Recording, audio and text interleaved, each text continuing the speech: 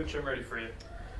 Yeah, so I'll start by saying, man, it's pretty crazy that this was the exact same scenario that we were in on Wednesday. I mean, exact, like everything. The way it happened, we had the same exact lead in the first half, and we ended up with the same exact halftime lead. They went zone just like that other team did. Our lead subtracted. We got down by one, just like we did Wednesday. And I kept telling our guys in the huddle, look, this is just, did we get better? Did we learn from our game the other day? Or, which is what we talked about in the locker room after we lost on Wednesday. And so, and we did. We fought through. We found a way to make some championship plays that we did not make on Wednesday. And so just really proud of the guys for finding a way to step up and win that. That's a really good team. We're beat up. They're beat up. Both of us are beat up right now with injuries and illnesses and all kinds of stuff. And so to come through shorthanded, we were shorthanded the other day, but no excuses, right? We got to find a way. And we were shorthanded today, and we found a way to get it done. So, Coach, we look at this game, a very close game. You guys were, in control early on, but a former player of ACU helped lead them and make it close. But you got the win. So I want to hear from you. What's a rose and a thorn from today, if you understand what that means. Good and a bad, right? So the good is we talked about KV a lot. I love that kid, man. We still have a great relationship. He's getting coached by one of the best in the business, man, right now, in Johnny Jones, and man, that's the right system for him. And this is not what you think. The deal with KV leaving, man, we were all on the same page. It was the right thing. He found what he was searching for, and we're really proud of him. I told him that when we shook hands after the game. I just told him I was proud of him, man. Like, I'm so happy for him and what he's able to do. But man, I was worried to death about him leading into this game because I know how good he is, and he went against our defense every single day for a year, right? And so he knows how to attack it. But I thought we did a good job. Like, I know he hit some shots, man, but we did a good job on him. He has 19 points, but on 7 for 20 shooting. He can vary. He's had games where he's 14 for 20. That's his game. And so just really proud of that. And again, how we made some championship plays down the stretch. Keon's tip-in offensive rebound at the end of the half, and his offensive rebound right there at the end of the game. And you think about the final score and how important those two possessions are, right? Those two championship plays, which is what we talk about in our program all the time. The negative is, man, for the second straight game, somebody went zone and we lost our lead. And so as a staff, that's not on the players. That's on the staff. We've got to find, that's on me. We've got to figure out how to attack that stuff. We have really good stuff when people go zone to get them out of it. But when they stick with it and don't get out of it, we need something better to attack it and to play to our strengths. And so we're going to keep working on that. We got a few days here where we can think about it and work on some things before we head to College Station. So we'll definitely get after that for sure. I'll ask about that game. That's going to be a challenge to the top 12 ranked team in the country at the moment. It's going to be a big test. How are you guys, going to take this next week or so to prepare for that game? Well, first off, I'm so thankful for Buzz. We have a hard time getting those games. And that's a credit to the guys that have, the Damian Daniels that I just hugged his neck, and the Jay Franco, I just hugged his neck. Those guys, they made it really hard for me to schedule those games. But Buzz plays us all the time. And I'm so thankful for that because we need those games, right? And but not very smart on my part. I should have known how good they were going to be. This is going to be the second top 15 opponent that we played, in the last 3 weeks. And so, but man, it's a challenge, This is why guys play at this level. They come here because they want to play against the best, and we're going to go there. We're going to give it our best shot. We've had some really good games down in College Station. We have, and it's going to be a challenge for these guys. But I'm certainly glad we won this one leading into it. But man, I want to see how we're going to handle that kind of pressure, their size, their physicality, because we have a couple teams in our league that are going to look very similar. And I know that may be hard for some people to believe, but. We got a couple teams in our league that are going to be very similar to what we're going to run up against in College Station. So it'll be a good test for us. And then just in this game, I know you mentioned all these injuries and everything, but all 11 guys saw the floor tonight.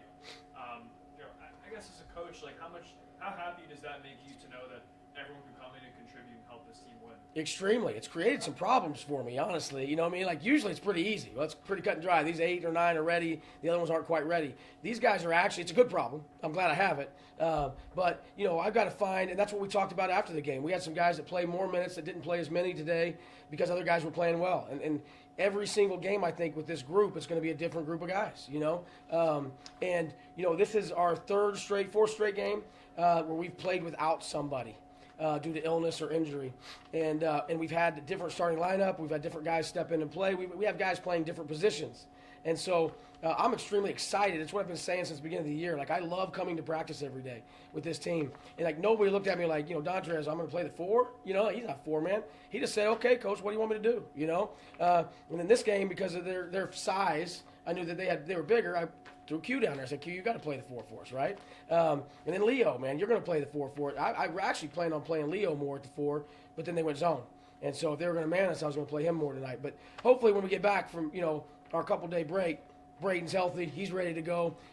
He's full speed. And, you know, and we get Christian back, and all those guys are ready to go. I know your goal is to force 20 turnovers each game, and my first inkling is this might be a season high. It's forcing 24. Yeah. You know, what did you think about your defense? Yeah, so we set that goal every game of 15 or more. I used to say 20. These guys, we've got so many new guys. I've started at 15 this year. So this is the second straight game we've done that, which is why we had a chance to win, right? What we have to do a better job of now is scoring off of those turnovers, you know? I mean, it was 21 to 16 points off turnovers. It should be, with that many turnovers, it should be 35, you know, off those turnovers. And so what we have to do better of, though, is we turned it over 19 times. And for 6 games or whatever, we kept under 10. And a big part of that, if I'm being honest, is Rich, right? And Rich didn't play the last game, and so we were kind of without his sense of calm that he gives us. And then tonight he was kind of hit and miss, you know. He was coming back from an illness, so he hasn't practiced or played in a week, you know. And so, but we can't turn the ball over 19 times and expect to win a lot of games. But we did. I told them we forced 24, and that's why. You know, I coached a team that turned the team over 39 times, you know. And we can keep crawling. And I told them before the game, 15 or more.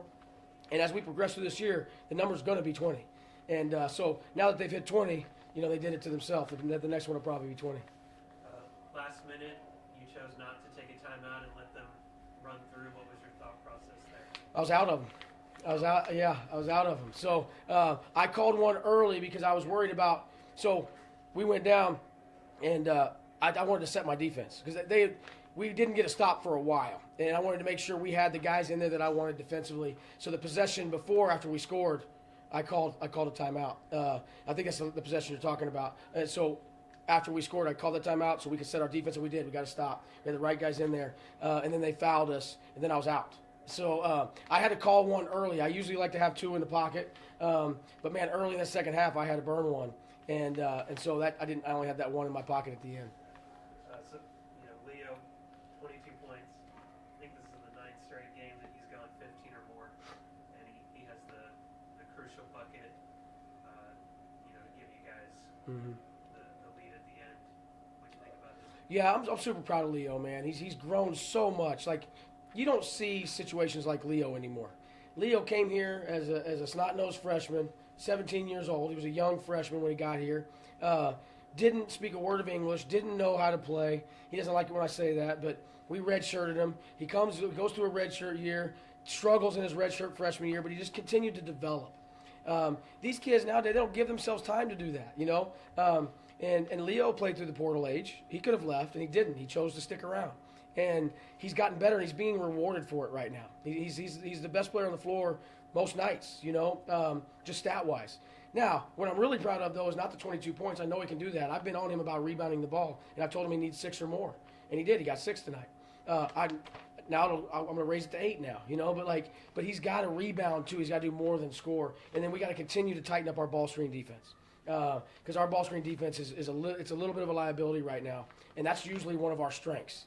And a big part of that is Leo trying to, you know, he's aggressive, right? But this team's not as aggressive as some others. And I'm trying to get him to understand that with all these new faces, we got to continue to grow and get better. And we can't be as aggressive as we've been in the past. And so, but I'm super proud of him. You know, I'm super proud of, you know, everybody. You know, Nas, I know you're going to look at the numbers and think, maybe he didn't play as great, but I thought Nas was great tonight. And coming off of a tough game, honestly, I thought Nas did a great job of keeping KV in check. And I know you can look at, you look at, sometimes stat sheets are liars, I use my eyes more than I use these sheets. And I thought Nas was fantastic. And we got to, now he's got to get in the gym. He's got to start knocking down those shots if nobody's going to guard him. But defensively, I thought he did a good job just staying in front of KV, and that's their pilot. They run everything through him. So I think there's a lot of guys that did a lot of good things. But anyway, super proud of the whole team. It's a good way to finish the first semester. Yeah, what's your itinerary look like for the next week? Yeah, so we'll give the guys a couple days off. The beauty of Division I basketball, we don't really get any holidays. July 4th is our every holiday. But they'll get 3 days. They actually have to be back here Christmas night, which is tough. But we play on the 28th. A lot of programs don't even go home. But I don't feel that that's right. If these guys have the ability to go home, I want them to be able to go spend some time with their family, for Christmas. And so they're going to go home. They're going to come back on Christmas night. We'll get together that night, do a couple things. We'll get after it on the 26th, the 27th, and head to College Station, and then it's on. We got a top 15 team in the country on the road. Then we got our nemesis, man, the evil empire over there, Stephen F. Austin, coming here. And those games, the last 9 games have been one possession or less. It's crazy, and I would expect nothing less. And then here we go. The WAC decided once again, to send us on the road for 3 weeks to start it.